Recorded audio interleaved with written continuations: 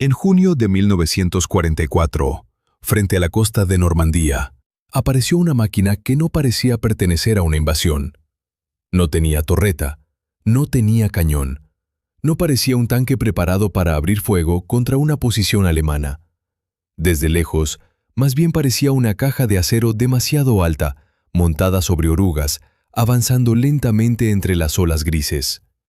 Mientras los soldados miraban desde las lanchas de desembarco, aquella cosa enorme entraba en el agua casi hasta desaparecer. La parte inferior quedaba bajo la superficie, las orugas tocaban el fondo, y arriba, por encima del oleaje, seguía visible una superestructura alta, cerrada, extraña, como si alguien hubiera colocado una pequeña caseta blindada sobre el casco de un Sherman. Era fea, era lenta, era poco elegante, pero en una playa de desembarco, donde cada minuto podía decidir si una operación seguía viva o se convertía en un atasco mortal, esa máquina era más importante de lo que parecía. Su nombre oficial era Beach Armored Recovery Vehicle. En pocas palabras, un vehículo blindado de recuperación de playa. Muchos lo conocen como Sherman BARV, y su trabajo no era destruir al enemigo. Su trabajo era impedir que la invasión muriera ahogada en su propia maquinaria. Para entender por qué una máquina tan rara llegó a existir, hay que volver a una mañana anterior, mucho más amarga. 19 de agosto de 1942. Dieppe, en la costa francesa. La operación debía ser una gran incursión aliada contra un puerto ocupado. En la práctica, se convirtió en una lección brutal.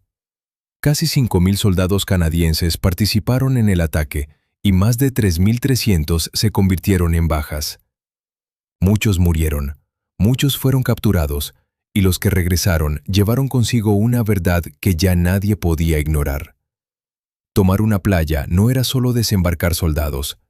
Había que desembarcar vehículos, había que mover municiones, había que abrir salidas, había que evitar que la orilla se llenara de camiones, tanques y lanchas atascadas. En Dieppe, los tanques Churchill llegaron a una playa de guijarros, bajo fuego, con obstáculos, con rampas estrechas y con un terreno que no perdonaba errores. Algunos quedaron atrapados, otros se averiaron, otros no pudieron avanzar lo suficiente. Y cuando una máquina se detenía en el lugar equivocado, no solo se perdía esa máquina, se bloqueaba todo lo que venía detrás. Ese fue el verdadero miedo de los planificadores antes del día D. No solo temían las ametralladoras, los búnkeres o las minas, temían algo menos heroico, pero igual de peligroso: una playa colapsada. Un camión ahogado en la zona de rompiente podía cerrar una ruta entera. Un tanque parado sobre la rampa de una lancha podía impedir que la lancha descargara. Una embarcación encallada podía bloquear el paso de la siguiente oleada. Y si la marea subía mientras todo eso ocurría, el caos se multiplicaba. La invasión podía fallar no porque faltaran soldados, sino porque sus propios vehículos se amontonaran en la arena. De esa preocupación nació el Sherman BARV. No fue una de las famosas máquinas especiales asociadas a Percy Hobart y sus vehículos modificados. A veces se mete al BARV en la misma familia mental, porque también era una herramienta extraña para un problema muy específico, pero su origen estaba en otro lugar. El desarrollo fue obra de ingenieros vinculados al Real Cuerpo de Ingenieros Eléctricos y Mecánicos, conocido por sus siglas en inglés como REME, junto con los organismos técnicos del Ejército Británico. Ellos no buscaban un tanque de asalto, buscaban un vehículo de rescate que pudiera trabajar justo donde los vehículos normales dejaban de funcionar, en la zona donde el mar golpea la playa. Al principio se probaron soluciones distintas. Hubo ideas con bulldozers impermeabilizados. También se estudiaron cascos de tanques sin torreta. Pero el camino más prometedor terminó siendo el Sherman. En concreto, el Sherman M4A2, que los británicos conocían como Sherman 3. Ese detalle importaba mucho. El casco soldado era más adecuado para sellarlo contra el agua, y su motor diésel se consideraba más conveniente para soportar el trabajo repetido de entrar y salir del mar. No era un vehículo cómodo, ni fácil de modificar, pero ofrecía una base robusta, disponible y conocida por los talleres británicos. Los ingenieros quitaron la torreta por completo. En su lugar soldaron una superestructura alta, blindada, con una parte frontal que recordaba vagamente a la proa de un pequeño barco. No estaba ahí para verse bien. Estaba ahí para mantener a la tripulación por encima de la línea del agua. El barf no flotaba. No era un vehículo anfibio en el sentido habitual. No navegaba. Caminaba por el fondo. Podía trabajar en aguas de casi 3 metros de profundidad con un margen adicional para el oleaje. Eso significaba que, desde fuera, podía parecer que el tanque se hundía, cuando en realidad sus orugas seguían agarradas al fondo marino y su tripulación seguía trabajando dentro de aquella caja blindada que sobresalía sobre las olas. La transformación también tuvo una consecuencia importante. El barf no llevaba cabrestante, y eso suena absurdo para un vehículo de recuperación, pero la razón era práctica. Pasar un cable de cabrestante a través de un casco que debía permanecer estanco era un problema serio. Si el punto de salida no quedaba perfectamente sellado, el agua podía entrar. Y en ese trabajo, una fuga no era una molestia.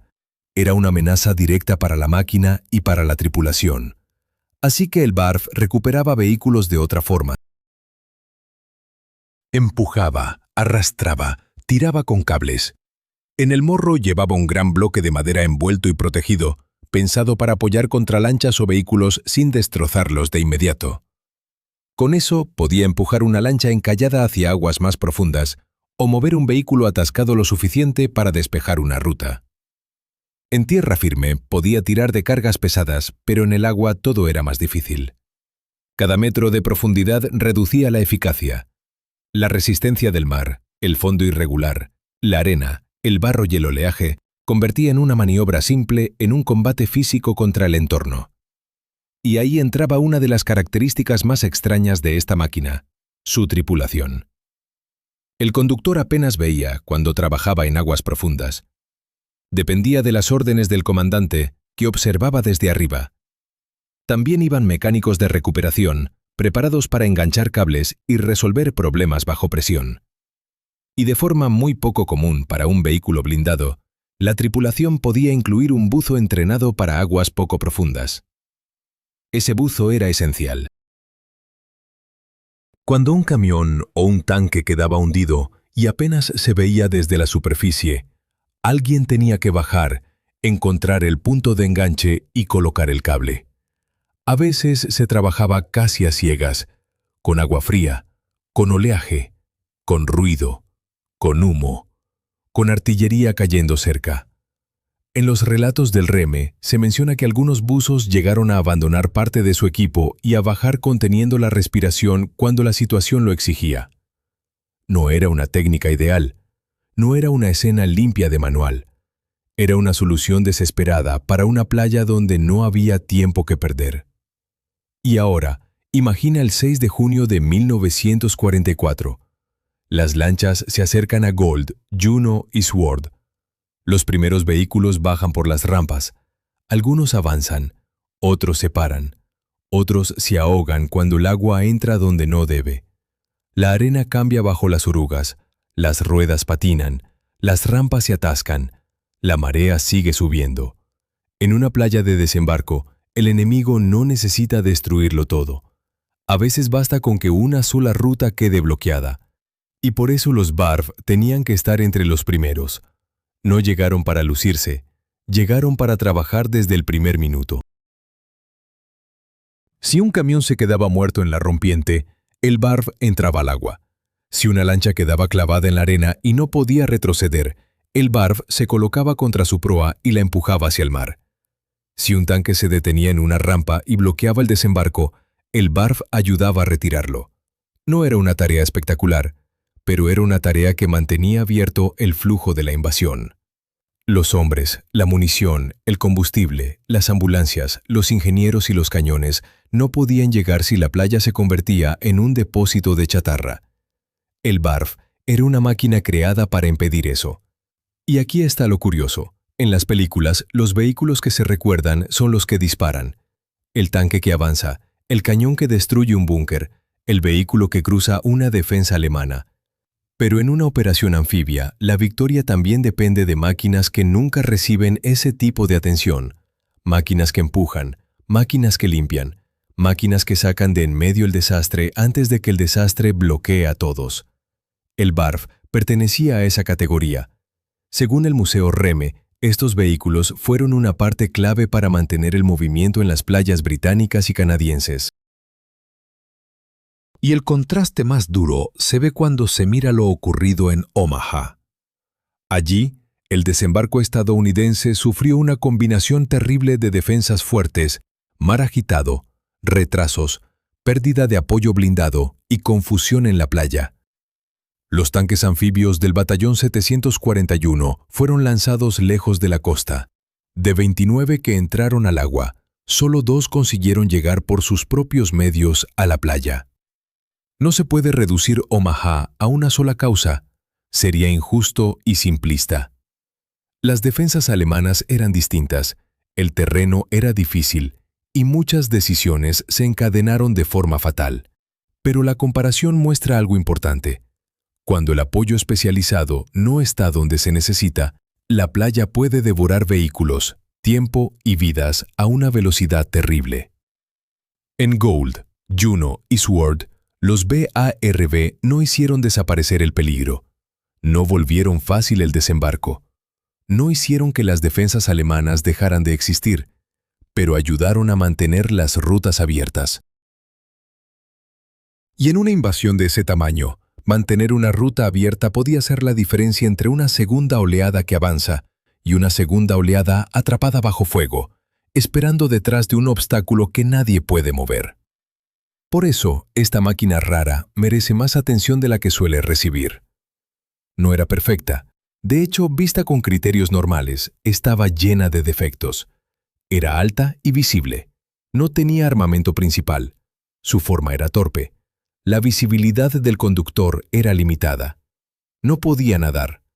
No tenía un cabrestante convencional. Dependía del trabajo físico de una tripulación expuesta a condiciones miserables. Y aún así, para el problema exacto que debía resolver, era una herramienta brillante. Porque no intentaba ser un tanque, intentaba ser una respuesta. Una respuesta a Dieppe.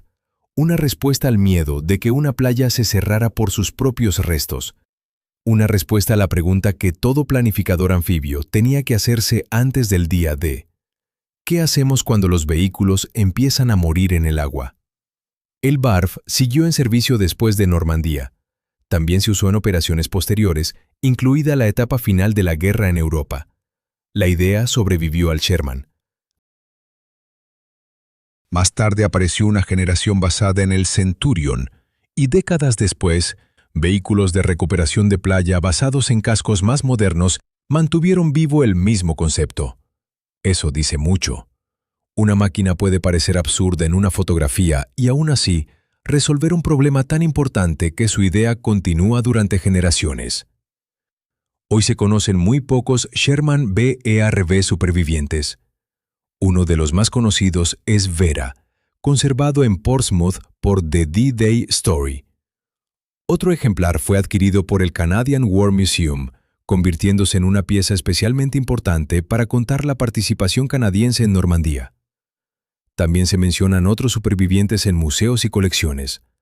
No quedan muchos, porque nunca fueron máquinas glamorosas. No eran el tipo de vehículo que se conserva por su fama de combate. Eran herramientas de trabajo. Y las herramientas de trabajo, cuando termina la guerra, suelen desaparecer en silencio. Pero su historia cambia la forma de mirar un desembarco. Porque una invasión no se sostiene solo con valentía. Tampoco se sostiene solo con tanques, barcos y aviones.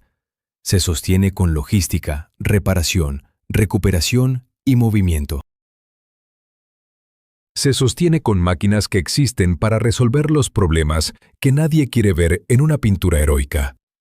El Sherman BARV no ganó fama por destruir blindados enemigos. No fue diseñado para eso. Fue diseñado para entrar en el agua, encontrar el desastre, engancharlo, empujarlo, arrastrarlo y dejar libre el camino para los demás. Y quizá por eso es tan interesante. Porque en Normandía hubo máquinas que hicieron ruido, máquinas que dispararon, máquinas que se convirtieron en símbolos. Y luego estuvo esta, una caja de acero sobre orugas avanzando lentamente por el fondo del mar, sin cañón y sin gloria, haciendo una de las tareas más importantes de la playa. Si te gustan estas historias de máquinas militares raras, útiles y casi olvidadas, puedes suscribirte al canal. Aquí seguiremos mirando no solo los vehículos famosos, sino también los que hicieron funcionar la guerra desde lugares mucho menos visibles. El Sherman BARB no estaba hecho para ganar una batalla por sí solo. Estaba hecho para evitar que una batalla se perdiera en los primeros metros de costa. Y el 6 de junio de 1944, eso fue exactamente lo que se necesitaba.